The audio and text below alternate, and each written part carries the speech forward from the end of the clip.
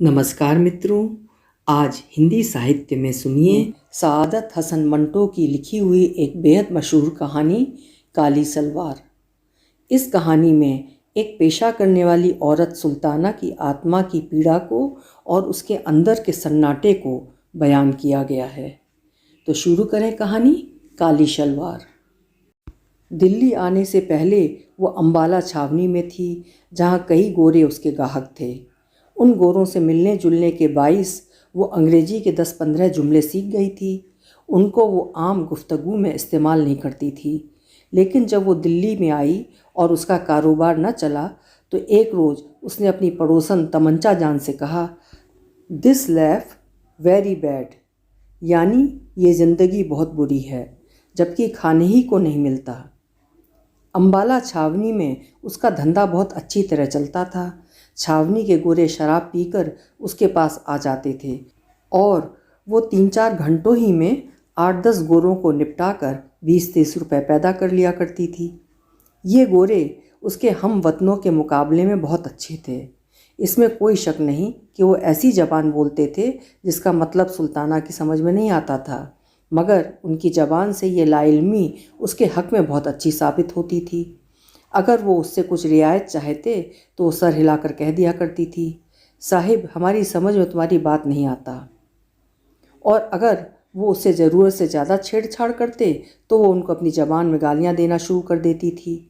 वो हैरत में उसके मुंह की तरफ देखते तो वो उनसे कहती, साहिब तुम एकदम उल्लू का पट्ठा है, हरामज़ादा है, समझा। ये कहते वक्त वो अपने लहजे में सख्ती पैदा ना करती, बल्कि बड़े प्यार के साथ उनसे बातें करती। ये गोरे हंस देते और हंसते वक्त वो सुल्ताना को बिल्कुल उल्लू के पट्ठे दिखाई देते। मगर यहाँ दिल्ली में वो जब से आई थी, एक गोरा भी उसके यहाँ नहीं आया था। 3 महीने उसको हिंदुस्तान के शहर में रहते हो गए थे, जहाँ उसने सुना था कि बड़े लाट साहब रहते हैं। वो गर्मियों में शिमले चले जाते हैं, मगर सिर्फ 6 आदमी उसके पास आए थे। सिर्फ 6, यानी महीने में 2। और उन 6 ग्राहकों से उसने खुदा झूठ न बुलवाए तो 18.5 रुपये वसूल किए थे। 3 रुपये से ज़्यादा पर कोई मानता ही नहीं था। सुल्ताना ने उनमें से 5 आदमियों को अपना रेट 10 रुपये बताया था, मगर ताज्जुब की बात है कि उनमें से हर एक ने यही कहा, भाई हम 3 रुपये से ज़्यादा एक कौड़ी न देंगे। न जाने क्या बात थी कि उनमें से हर एक ने उसे सिर्फ 3 रुपये के काबिल समझा। चुनांचे जब छठा आया तो उसने खुद उससे कहे, देखो मैं 3 रुपये एक टेम के लूँगी, इससे एक ढीला तुम कम कहो तो मैं ना लूँगी। अब तुम्हारी मर्जी हो तो रहो वरना जाओ।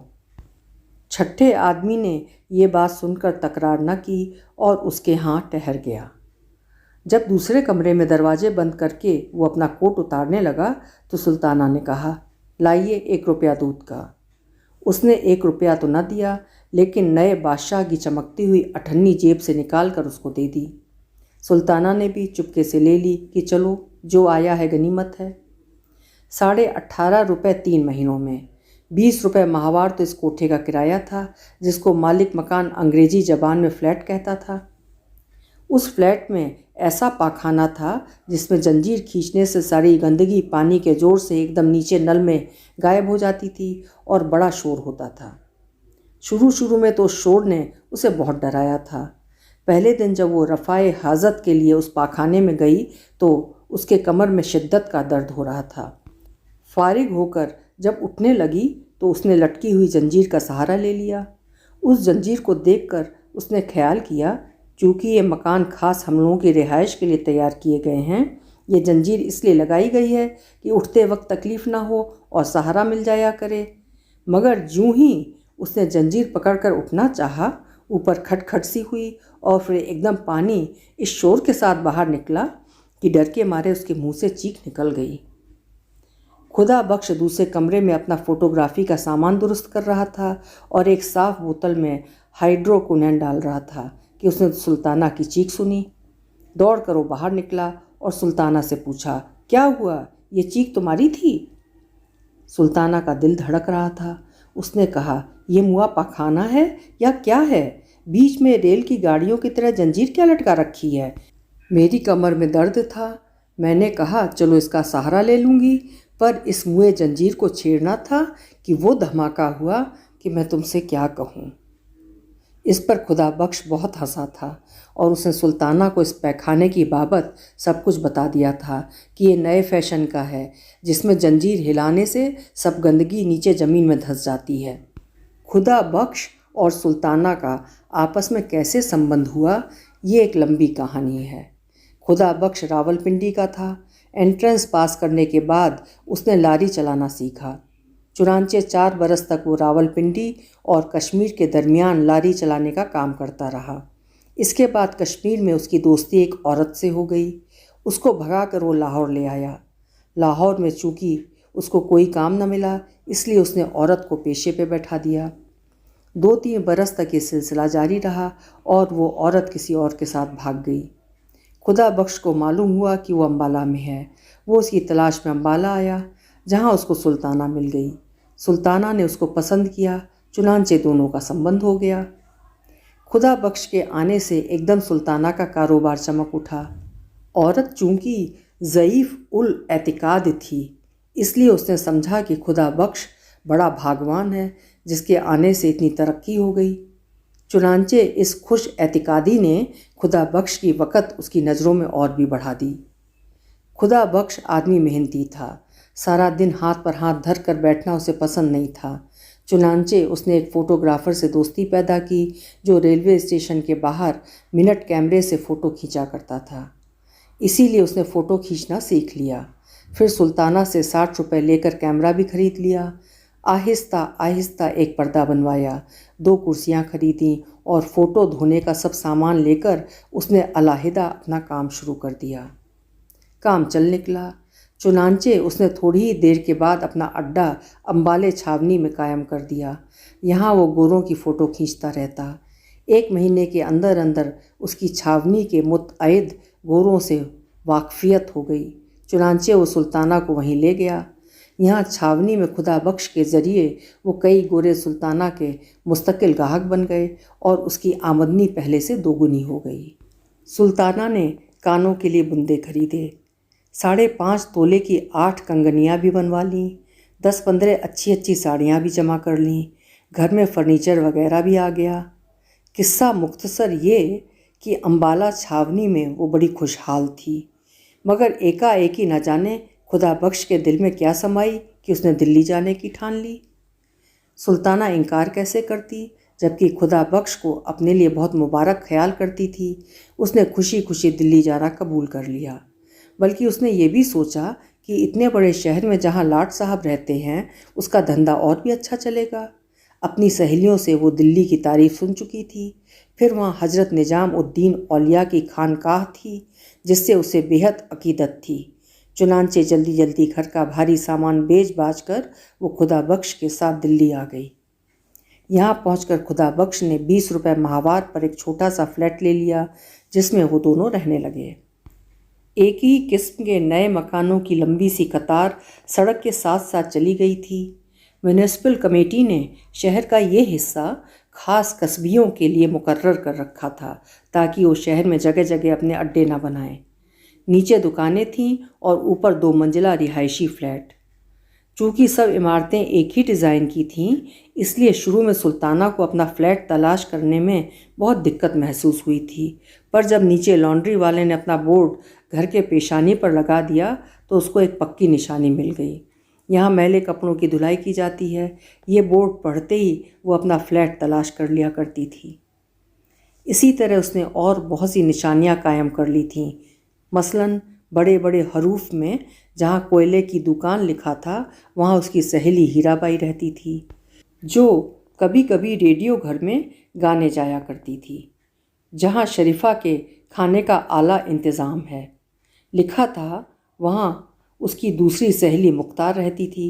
निवाड़ के कारखाने के ऊपर अनवरी रहती थी, जो उसी कारखाना के सेठ के पास मुलाजिम थी।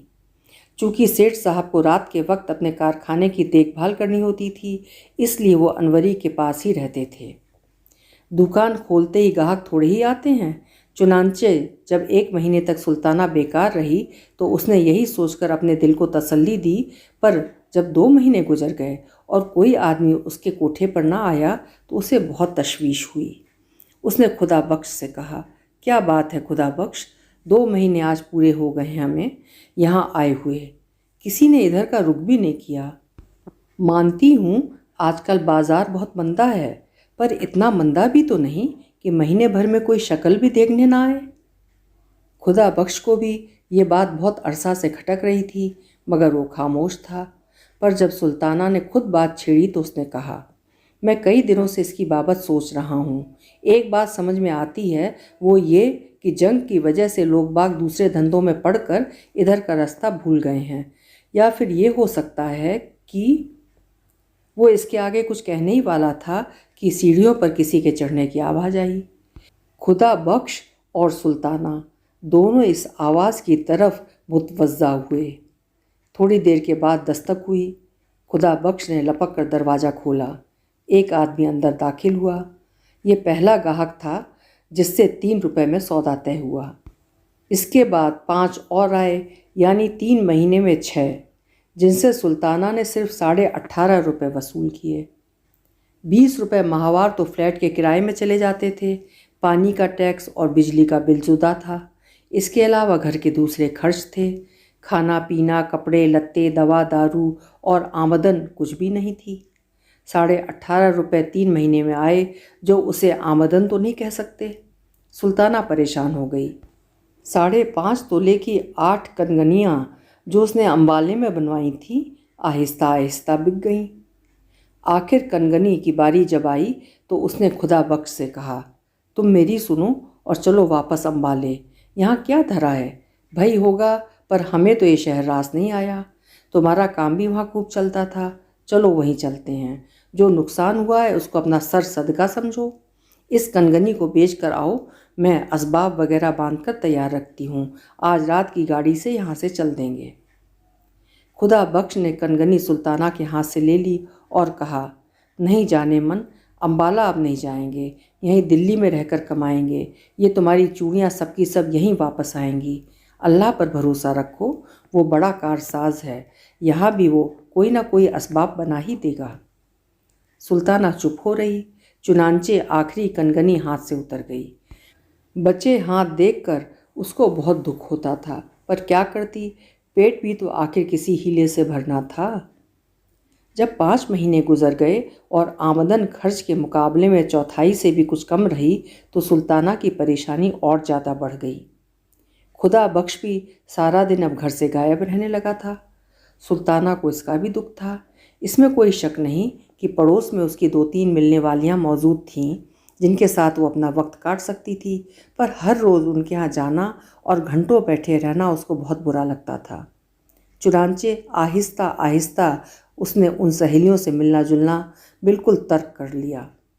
सारा दिन वो अपने सुनसान मकान में बैठी रहती, कभी छालियाँ काटती रहती, कभी अपने पुराने और फटे हुए कपड़ों को सीती रहती, और कभी बाहर बालकनी में जाकर जंगले के साथ खड़ी हो जाती और सामने रेलवे शेड में साकित और मुतहर्रिक इंजनों की तरफ घंटों बेमतलब देखती रहती। सड़क की दूसरी तरफ माल गोदाम था, जो इस कोने से उस कोने तक फैला हुआ था। दाहिने हाथ को लोहे की छत के नीचे बड़ी बड़ी गांठें पड़ी रहती थीं और हर किस्म के माल असबाब के ढेर लगे रहते थे। बाएं हाथ को खुला मैदान था जिसमें बेशुमार रेल की पटरियां बिछी हुई थीं। धूप में लोहे की पटरियां चमकती तो सुल्ताना अपने हाथों की तरफ देखती, जिन पर नीली नीली रगें बिल्कुल इन पटरियों की तरह उभरी रहती थीं। इन लंबे और खुले मैदान में हर वक्त इंजन और गाड़ियां चलती रहती थीं, कभी इधर कभी उधर। उन इंजनों और गाड़ियों की छक छक फक फक सदा गूंजती रहती थी। सुबह सवेरे जब वो उठकर बालकनी में आती तो एक अजीब समा नजर आता। धुंधलके में इंजनों के मुंह से गाढ़ा गाढ़ा धुआं निकलता था और गदले आसमान की जानिब मोटे और भारी आदमियों की तरह उठता दिखाई देता था।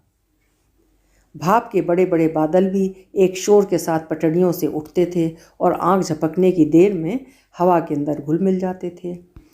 फिर कभी कभी जब वो गाड़ी के किसी डिब्बे को, जिसे इंजन ने धक्का देकर छोड़ दिया हो, अकेले पटड़ियों पर चलता देखती तो उसे अपना ख्याल आता। वो सोचती कि उसे भी किसी ने ज़िंदगी की पटरी पर धक्का देकर छोड़ दिया है और वो खुद ब खुद जा रही है।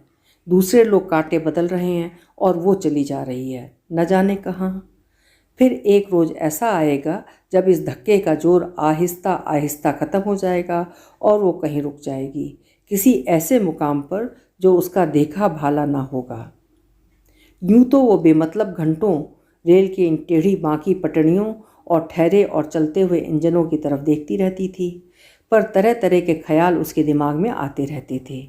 अम्बाला छावनी में जब वो रहती थी तो स्टेशन के पास ही उसका मकान था, मगर वहाँ उसने कभी इन चीज़ों को ऐसी नज़रों से नहीं देखा था। अब तो कभी कभी उसके दिमाग में ये भी ख्याल आता कि ये जो सामने रेल की पटरियों का जाल सा बिछा है और जगह जगह से भाप और धुआं उठ रहा है, एक बहुत बड़ा चकला है। बहुत सी गाड़ियां हैं जिनको चंद मोटे मोटे इंजन इधर उधर धकेलते रहते हैं। सुल्ताना को बाज़ औकात ये इंजन सेठ मालूम होते हैं, जो कभी कभी अम्बाला में उसके यहाँ आया करते थे। फिर कभी कभी जब वो किसी इंजन को आहिस्ता आहिस्ता गाड़ियों की कतार के पास से गुजरता देखती तो उसे ऐसा महसूस होता कि कोई आदमी चकले के किसी बाजार में से ऊपर कोठों की तरफ देखता जा रहा है। सुल्ताना समझती थी कि ऐसी बातें सोचना दिमाग की खराबी का बाइस है। चुनांचे जब इस किस्म के ख्याल उसको आने लगे तो उसने बालकनी में जाना छोड़ दिया। खुदा बख्श से उसने बारहा कहा, देखो मेरे हाल पर रहम करो, यहाँ घर में रहा करो, मैं सारा दिन यहाँ बीमारों की तरह पड़ी रहती हूँ। मगर उसने हर बार सुल्ताना से यह कहकर कि उसकी तशफ़ी कर दी, जाने मन मैं बाहर कुछ कमाने की फ़िक्र कर रहा हूँ, अल्लाह ने चाहा तो चंद दिनों में ही बेड़ा पार हो जाएगा। पूरे 5 महीने हो गए थे, मगर अभी तक न सुल्ताना का बेड़ा पार हुआ था न खुदा बख्श का। मुहर्रम का महीना सर पर आ रहा था, मगर सुल्ताना के पास काले कपड़े बनवाने के लिए कुछ भी न था। मुख्तार ने लेडी हैमिल्टन की एक नई वज़ा की कमीज बनवाई थी, जिसकी आस्तीनें काली जारजेट की थीं। इसके साथ मैच करने के लिए उसके पास काली साटन की सलवार थी, जो काजल की ही तरह चमकती थी। अनवरी ने रेशमी जॉर्जेट की एक बड़ी नफीस साड़ी खरीदी थी। उसने सुल्ताना से कहा था कि वो इस साड़ी के नीचे सफ़ेद बोस्की का पेटीकोट पहनेगी, क्योंकि ये नया फैशन है। इस साड़ी के साथ पहनने को अनवरी काली मखमल का एक जूता लाई थी, जो बड़ा नाजुक था। सुल्ताना ने जब ये तमाम चीज़ें देखीं तो उसके उस एहसास ने बहुत दुख दिया कि वो मुहर्रम मनाने के लिए ऐसा लिबास खरीदने की इस्तिताअत नहीं रखती। अनवरी और मुख्तार के पास ये लिबास देखकर जब वो घर आई तो उसका दिल बहुत मगमूम था। उसे ऐसा मालूम होता था कि फोड़ा सा उसके अंदर पैदा हो गया है। घर बिल्कुल खाली था, खुदा बख्श हस्ब ए मामूल बाहर था। देर तक वो दरी पर गाँव तकिया सर के नीचे रख कर लेटी रही, पर जब उसकी गर्दन ऊंचाई के बाइस अकड़ सी गई तो वो उठकर बाहर बालकनी में चली गई, ताकि गमे अफजा ख्यालात को अपने दिमाग में से बाहर निकाल दे। सामने पटड़ियों पर गाड़ियों के डिब्बे खड़े थे, पर इंजन कोई भी न था। शाम का वक्त था, छिड़काव हो चुका था, इसलिए गर्द और गुबार दब गया था। बाज़ार में ऐसे आदमी चलने शुरू हो गए थे जो ताक झांक करने के बाद चुपचाप घरों का रुख करते हैं। ऐसे ही एक आदमी ने गर्दन ऊंची करके सुल्ताना की तरफ देखा। सुल्ताना मुस्कुरा दी और उसको भूल गई, क्योंकि अब सामने पटड़ियों पर एक इंजन नमूदार हो गया था। सुल्ताना ने गौर से उसकी तरफ देखना शुरू किया और आहिस्ता आहिस्ता ये ख्याल उसके दिमाग में आया कि इंजन ने भी काला लिबास पहन रखा है। ये अजीबो करीब ख्याल दिमाग से निकालने की खातिर जब उसने सड़क की जानिब देखा तो उसे वही आदमी बैलगाड़ी के पास खड़ा नजर आया, जिसने उसकी तरफ ललचाई नज़रों से देखा था। सुल्ताना ने हाथ से उसे इशारा किया। उस आदमी ने इधर उधर देखकर एक लतीफ़ इशारे से पूछा, किधर से आऊँ? सुल्ताना ने उसे रास्ता बता दिया। वो आदमी थोड़ी देर खड़ा रहा, मगर फिर बड़ी फुर्ती से ऊपर चला आया। सुल्ताना ने उसे दरी पर बैठाया। जब वो बैठ गया तो उसने सिलसिलाए गुफ्तगू शुरू करने के लिए कहा, आप ऊपर आते डर रहे थे? वो आदमी ये सुनकर मुस्कुराया। तुम्हें कैसे मालूम हुआ? डरने की बात ही क्या थी? इस पर सुल्ताना ने कहा, यह मैंने इसलिए कहा कि आप देर तक वहीं खड़े रहे और फिर कुछ सोच कर इधर आए। वो ये सुनकर फिर मुस्कुराया। तुम्हें गलतफहमी हुई, मैं तुम्हारे ऊपर वाले फ्लैट की तरफ देख रहा था। वहाँ कोई औरत खड़ी एक मर्द को ठेंगा दिखा रही थी। मुझे ये मंजर पसंद आया। फिर बालकनी में सब्ज़ बल्ब रोशन हुआ तो मैं कुछ देर के लिए ठहर गया। सब्ज़ रोशनी मुझे पसंद है, आँखों को बहुत अच्छी लगती है। ये कह उसने कमरे का जायज़ा लेना शुरू कर दिया। वो फिर उठ खड़ा हुआ। सुल्ताना ने पूछा, आप जा रहे हैं? उस आदमी ने जवाब दिया, नहीं, मैं तुम्हारे इस मकान को देखना चाहता हूँ। चलो मुझे तमाम कमरे दिखाओ। सुल्ताना ने उसको तीनों कमरे एक एक करके दिखा दिए। उस आदमी ने बिल्कुल खामोशी से उन कमरों का मुआयना किया। जब वो दोनों फिर उसी कमरे में आ गए जहाँ पहले बैठे थे तो उस आदमी ने कहा, मेरा नाम शंकर है। सुल्ताना ने पहली बार गौर से शंकर की तरफ देखा। वो मुतवस्सित कद का मामूली शक्लो सूरत का आदमी था, मगर उसकी आंखें गैर मामूली तौर पर साफ और शफ़ाफ़ थीं। कभी कभी उनमें एक अजीब किस्म की चमक भी पैदा होती थी। गठीला और कसरती बदन था। कनपटियों पर उसके बाल सफ़ेद हो रहे थे। खाकस्तरी रंग की गर्म पतलून पहने था। सफ़ेद कमीज थी जिसका कॉलर गर्दन पर से ऊपर को उठा हुआ था। शंकर कुछ इस तरह दरी पर बैठा था कि मालूम होता था शंकर के बजाय सुल्ताना गाहक है। इस एहसास ने सुल्ताना को इस कदर परेशान कर दिया, चुनांचे उसने शंकर से कहा, फरमाइए। शंकर बैठा था, ये सुनकर लेट गया। मैं क्या फरमाऊं? कुछ तुम ही फरमाओ, बुलाया तुम्ही ने है मुझे। जब सुल्ताना कुछ ना बोली तो वो उठ बैठा। मैं समझा, लो अब मुझसे सुनो। जो कुछ तुमने समझा गलत है। मैं उन लोगों में से नहीं हूँ जो कुछ देकर जाते हैं। डॉक्टरों की तरह मेरी भी फीस है। मुझे जब बुलाया जाए तो फीस देना ही पड़ता है। सुल्ताना ये सुनकर चकरा गई, मगर इसके बावजूद उसे बेअख्तियार हंसी आ गई। आप काम क्या करते हैं? शंकर ने जवाब दिया, यही जो तुम लोग करते हो। क्या? तुम क्या करती हो? मैं कुछ भी नहीं करती। मैं भी कुछ नहीं करता। सुल्ताना ने भन्ना कर कहा, यह तो कोई बात ना हुई, आप कुछ ना कुछ तो ज़रूर करते होंगे। शंकर ने बड़े इत्मीनान से जवाब दिया, तुम भी कुछ ना कुछ ज़रूर करती होगी। झक मारती हूँ। मैं भी झक मारता हूँ। तो आओ दोनों झक मारें। मैं हाजिर हूँ, मगर झक मारने के लिए दाम कभी नहीं दिया करता। होश की दवा करो, ये लंगर खाना नहीं, और मैं भी वॉलंटियर नहीं हूँ। सुल्ताना यहाँ रुक गई। उसने पूछा, ये वॉलंटियर कौन होते हैं? शंकर ने जवाब दिया, उल्लू के पट्ठे। मैं भी उल्लू की पट्टी नहीं, मगर वो आदमी खुदा बख्श जो तुम्हारे साथ रहता है ज़रूर उल्लू का पट्ठा है। क्यों?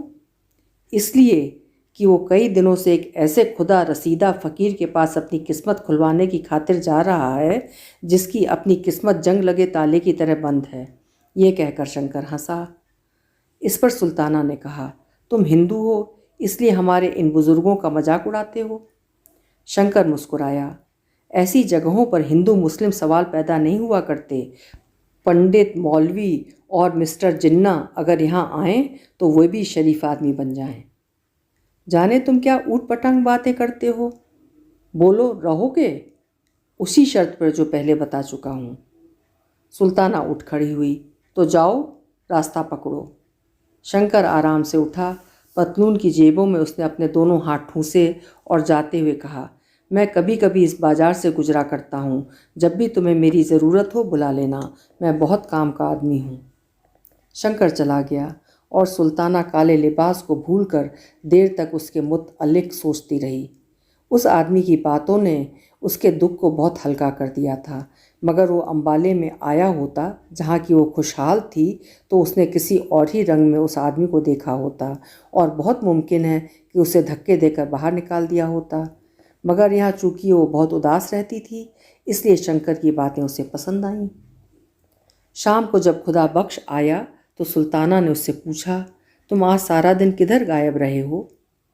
खुदा बख्श थक कर चूर चूर हो रहा था। कहने लगा, पुराने किले के पास से आ रहा हूँ। वहाँ एक बुज़ुर्ग कुछ दिनों से ठहरे हुए हैं। उन्हीं के पास हर रोज़ जाता हूँ कि हमारे दिन फिर जाएं। कुछ उन्होंने तुमसे कहा? नहीं, अभी वो मेहरबान नहीं हुए। पर सुल्ताना, मैं जो उनकी खिदमत कर रहा हूँ वो अकारत कभी नहीं जाएगी। अल्लाह का फजल शामिल हाल रहा तो ज़रूर वारे न्यारे हो जाएंगे। सुल्ताना के दिमाग में मुहर्रम मनाने का ख्याल समाया हुआ था। खुदा बख्श से रोनी आवाज़ में कहने लगी, सारा सारा दिन बाहर गायब रहते हो। मैं यहाँ पिंजरे में कैद रहती हूँ, ना कहीं जा सकती हूँ ना आ सकती हूँ। मुहर्रम सर पर आ गया है, कुछ तुमने इसकी भी फिक्र की कि मुझे काले कपड़े चाहिए? घर में फूटी कौड़ी तक नहीं। कनगनियाँ थीं सो वो भी एक एक करके बिक गईं। अब तुम ही बताओ क्या होगा। यूँ फ़कीरों के पीछे कब तक मारे मारे फिरा करोगे? मुझे तो ऐसा दिखाई देता है कि यहाँ दिल्ली में खुदा ने भी हमसे मुंह मोड़ लिया है। मेरी सुनो तो अपना काम शुरू कर दो, कुछ तो सहारा हो ही जाएगा। खुदा बख्श दरी पर लेट गया और कहने लगा, पर यह काम शुरू करने के लिए भी तो थोड़ा बहुत सरमाया चाहिए। खुदा के लिए अब ऐसी दुख भरी बातें ना करो, मुझसे अब बर्दाश्त नहीं हो सकती। मैंने सचमुच अंबाला छोड़ने में सख्त गलती की, पर जो करता है अल्लाह ही करता है और हमारी बेहतरी के लिए ही करता है। क्या पता है कि कुछ देर और तकलीफ़ें बर्दाश्त करने के बाद हम। सुल्ताना ने बात काट कर कहा, तुम खुदा के लिए कुछ करो, चोरी करो या डाका मारो, पर मुझे एक शलवार का कपड़ा ज़रूर ला दो। मेरे पास सफ़ेद बोस्की की कमीज पड़ी है, उसको मैं काला रंगवा लूँगी। सफ़ेद नैनों का एक नया दुपट्टा भी मेरे पास मौजूद है, वही जो तुमने मुझे दीपावली पर लाकर दिया था। ये भी कमीज़ के साथ ही काला रंगवा लिया जाएगा। एक सिर्फ शलवार की कसर है, सो वो तुम किसी ना किसी तरह पैदा कर दो। देखो, तुम्हें मेरी जान की कसम किसी न किसी तरह ज़रूर ला दो। मेरी भत्ती खाओ अगर ना लाओ। खुदा बख्श उठ बैठा, अब तुम खाम ख्वाह जोर दिए चली जा रही हो। मैं कहाँ से लाऊंगा? अफीम खाने के लिए तो मेरे पास पैसा नहीं। कुछ भी करो मगर मुझे 4.5 गज काली साटन ला दो।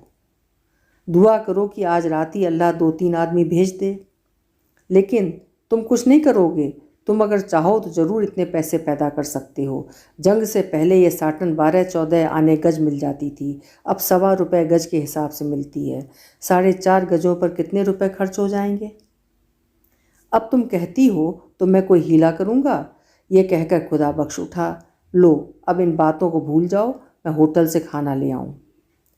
होटल से खाना आया, दोनों ने मिलकर जहर मार किया और सो गए।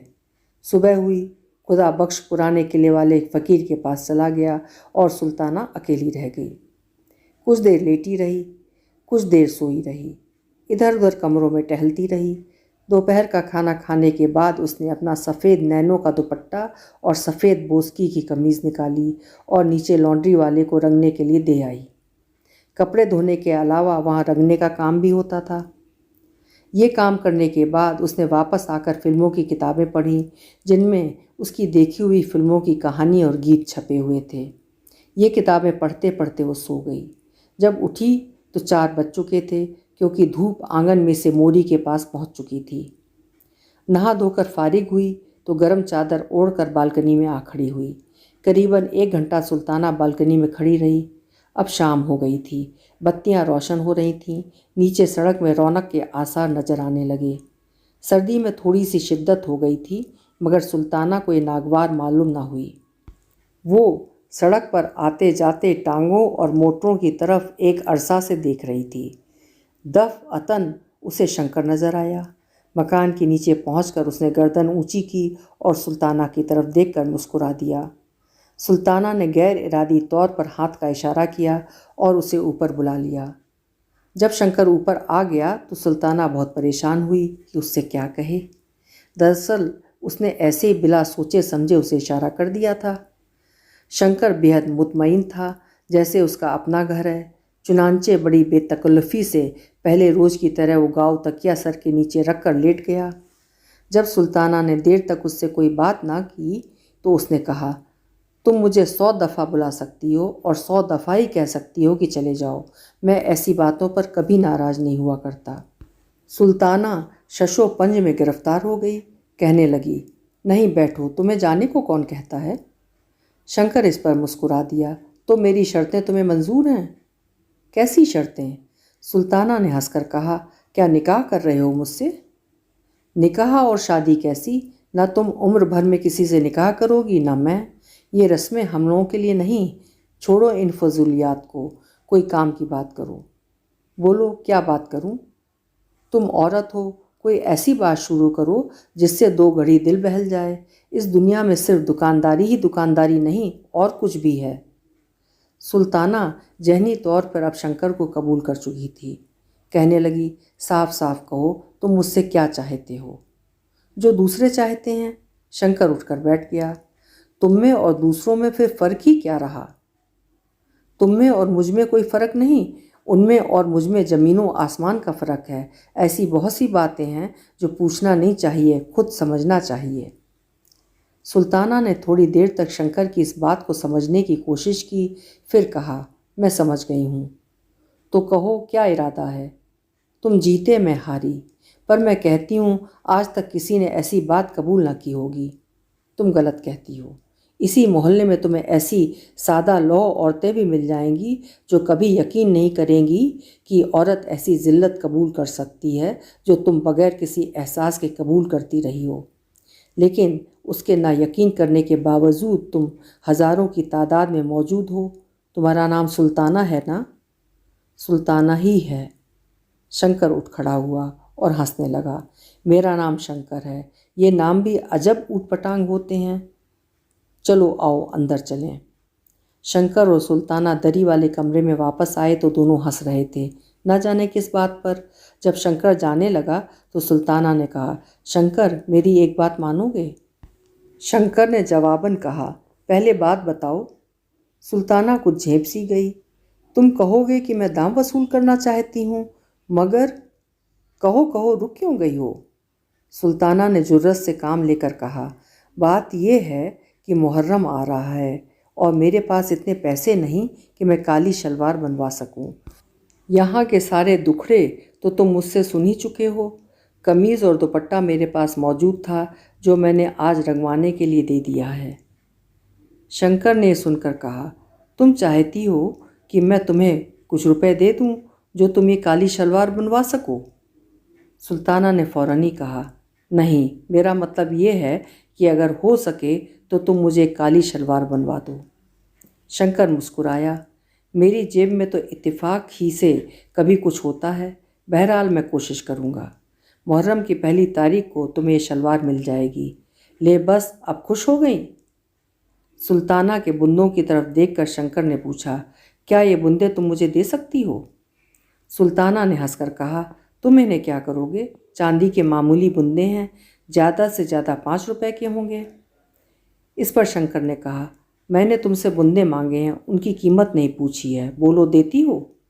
ले लो। ये कहकर सुल्ताना ने बुंदे उतार कर शंकर को दे दिए। इसके बाद अफसोस हुआ, मगर शंकर जा चुका था। सुल्ताना को कतनन यकीन नहीं था कि शंकर अपना वादा पूरा करेगा, मगर 8 रोज़ के बाद मुहर्रम की पहली तारीख को सुबह 9 बजे दरवाजे पर दस्तक हुई। सुल्ताना ने दरवाज़ा खोला तो शंकर खड़ा था। अखबार में लिपटी हुई चीज़ उसने सुल्ताना को दी और कहा, साटन की काली सलवार है, देख लेना, शायद लंबी हो। अब मैं चलता हूँ। शंकर सलवार देकर चला गया और कोई बात उसने सुल्ताना से न की।